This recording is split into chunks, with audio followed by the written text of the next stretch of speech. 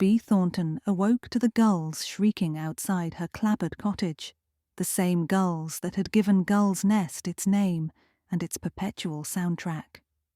For most residents, the cries blended into the rustle of seagrass and the hush-rush of waves. For Bea, they were punctuation marks, promising that the day would unfold in orderly sentences. She liked order, retired librarians often do, and ever since she'd left the stacks of the county library, she had funneled her instinct for cataloguing into everything from her herb garden to the minutes she kept for town meetings. It was the second Saturday of June, the morning of the annual clam chowder cook-off, and the air carried the tang of brine and anticipation. Gull's Nest was the sort of place where populations swelled by two when someone's cousin visited, so a town-wide event felt almost grand. Bea pulled on her sensible walking shoes and a sun hat, then tucked a small notebook into her handbag, habit, not premonition. By 10 o'clock, the harbour green bustled with booths, bunting, and every pot imaginable. Children chased one another through coils of sea-soaked rope, and tourists snapped photos of the old lighthouse presiding over everything like a limestone chaperone. The mayor, Howard Pemberton, stood near the judge's table, pressing flesh with a vigour his waistcoat could barely contain. Pemberton was fond of three things: public adulation, a good chowder, and, by rumour, keeping secrets. He claimed this year's trophy would go to whoever most honoured the spirit of Gull's Nest, which everyone interpreted differently, but none dared to question. Bea drifted from cauldron to cauldron, dipping tasting spoons, offering polite comments. Clara Mulligan, owner of the Dockside Diner, ladled a smoky version that lingered pleasantly on the tongue. Fisherman Sam Delaney, famous for netting clams the size of saucers, served his straight from the boat's galley, adding just a wink of bourbon. And newcomer Jade Chen, a food blogger renting the old Holbrook cottage, presented a vegan chowder. Brave, Bea thought, for a town that regarded bacon as the mother sauce. At 11:30, the bell rang to summon contestants for final judging. Mayor Pemberton, flanked by two town council members, and visiting celebrity chef Thomas Andre, made a show of sniffing aromas like a bloodhound at a perfume counter. Spectators leaned forward, every eye glimmering with communal pride and competitive hunger. The mayor lifted a ladle from the central communal stockpot, a giant stainless steel vat where each entrant had poured a cupful to honour tradition. He announced that the town would, for the first time, crown a People's Choice winner, then plunged the ladle for a ceremonial taste. The applause drowned out the first spluttering cough. It was the subsequent crash, a body against steel, that cracked the merriment. Bea, only a few steps away, saw Mayor Pemberton teeter, clutch at his throat, and topple face first into the vat. Chowder sloshed like a storm tide. Shrieks rose. Someone knocked over a stand of paper bowls. Bea's librarian instincts kicked in. Identify the section, locate the resource. She called, "Cut the gas," and a volunteer killed the portable burner. Chef Andreu and Sam Delaney hoisted the mayor's limp form back onto the wharf planks. Chowder streamed from his grizzled moustache. His eyes, normally twinkling, were blank as frosted glass. An ambulance wailed within minutes, but the paramedics pronounced him gone. Cause of death was uncertain. A heart attack, maybe. The chief of police, Walt Hennessy, cordoned off the area with yellow tape, and the cook-off fell into stunned silence. In the chaos, Bea noticed Clara Mulligan searching frantically through her apron pockets, then threw a recipe box at her booth. "It's gone," Clara kept muttering. How could it be gone? Chief Hennessy finally walked over. "What's missing, Clara?" "My victory chowder recipe. The original, handwritten by my grandma. I keep it in this box for good luck every year." Her voice cracked. Now it's disappeared. 2 calamities in one morning, a dead mayor and a vanished secret. Bee's fingers itched for her notebook. That afternoon, the town council met in emergency session and named Councilman Arthur Huxley acting mayor. Huxley, thin as a pilaster and just as animated, wanted the incident wrapped up quietly before tourists fled. Chief Hennessy promised a swift investigation. But Bee saw the sidelong glances, the suspicion simmering like chowder left too long on the flame. She had read enough mysteries, both fictional and microfilmed local scandals, to know that accidents rarely arrived tied with such tidy bows. Bee spent the evening on her porch, reviewing what she'd witnessed. The mayor's collapse might be medical, but the timing, at the exact moment he tasted the communal vat, raised questions. Could poison be involved?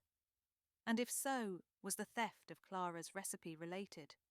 She flipped open her notebook. 10:05 a.m.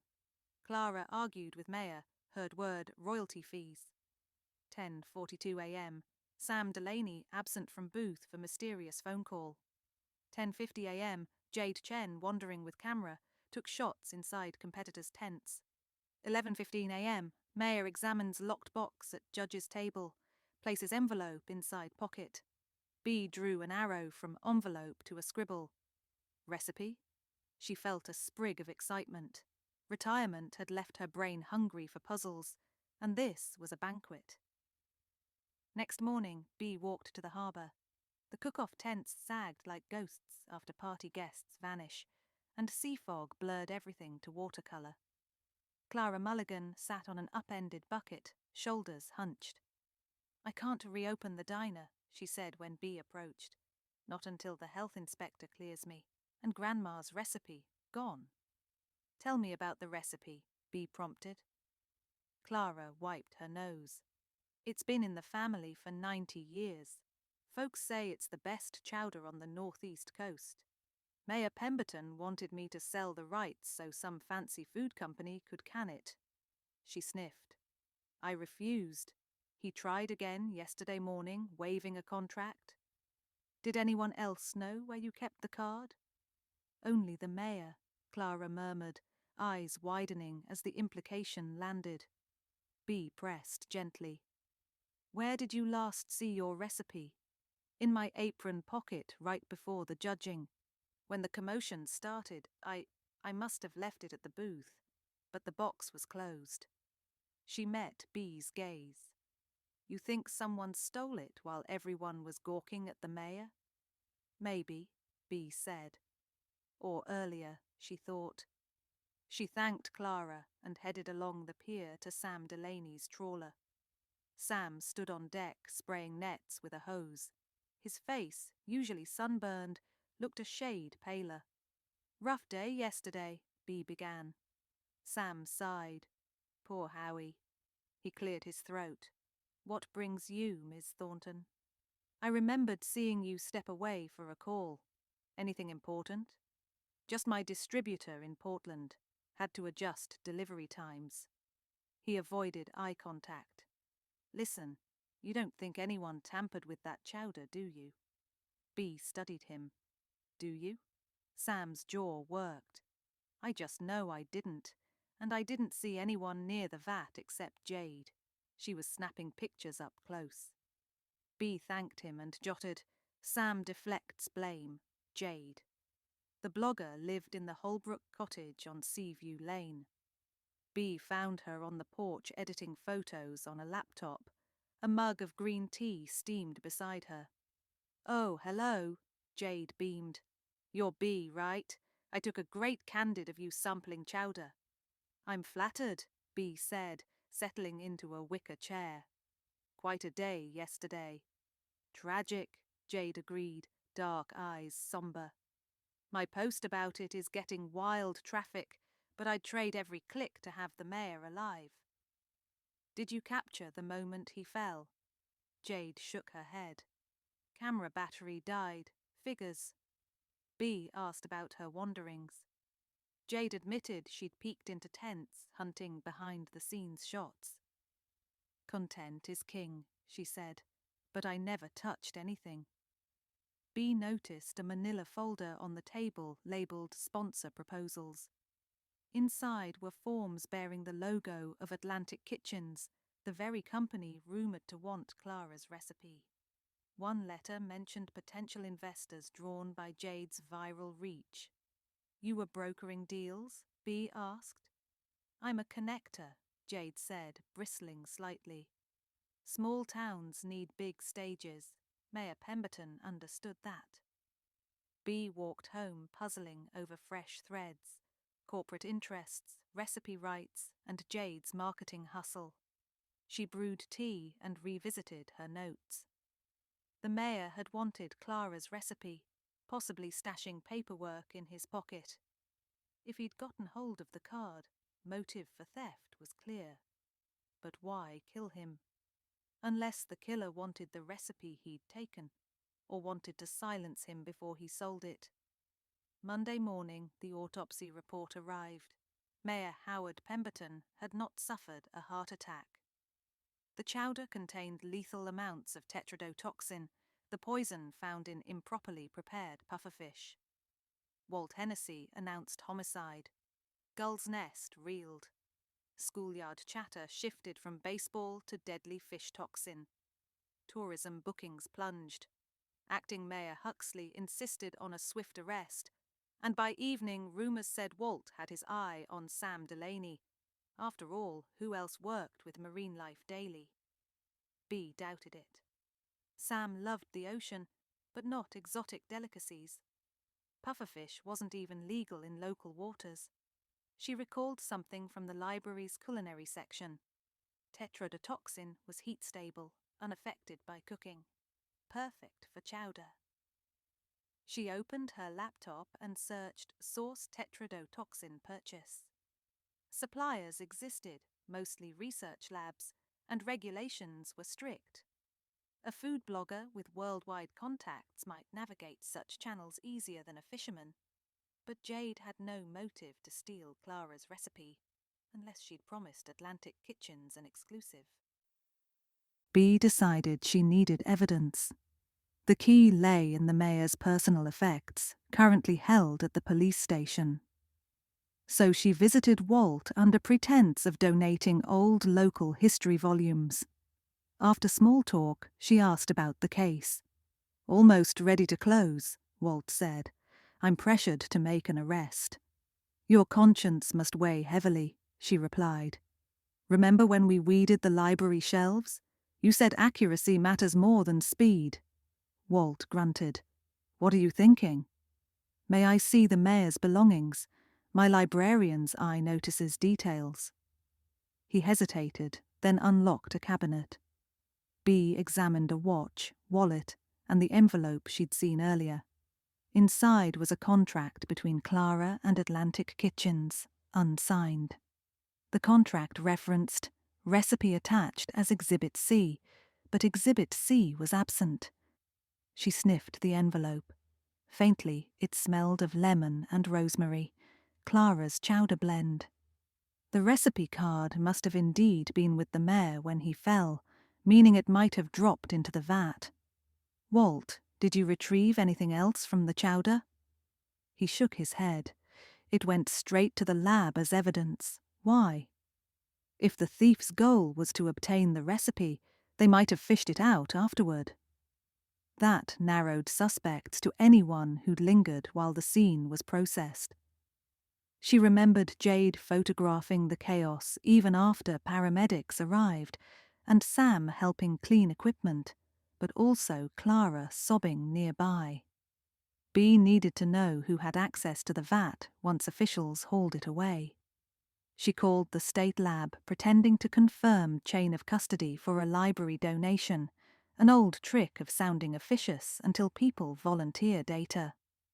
The technician said specimens had arrived sealed, but some crumpled paper mush was stuck to the outside rim. We tossed it as food debris. B felt her pulse quicken. Paper mush could be the recipe, destroyed. So perhaps the killer was unaware it had been discarded. That didn't fit Jade, who would want a pristine copy. It fit someone whose primary goal was to stop the sale, not obtain the recipe. Someone like Clara, desperate to protect family heritage. Could Clara have poisoned the communal vat, knowing the mayor would taste? But the toxin originated in exotic fish. How would a small-town diner owner get it? Bea rummaged memory shelves. Clara's son, Evan, worked for an aquarium in Boston, specializing in tropical species. Bea revisited Clara that afternoon. The diner was closed, chairs upended.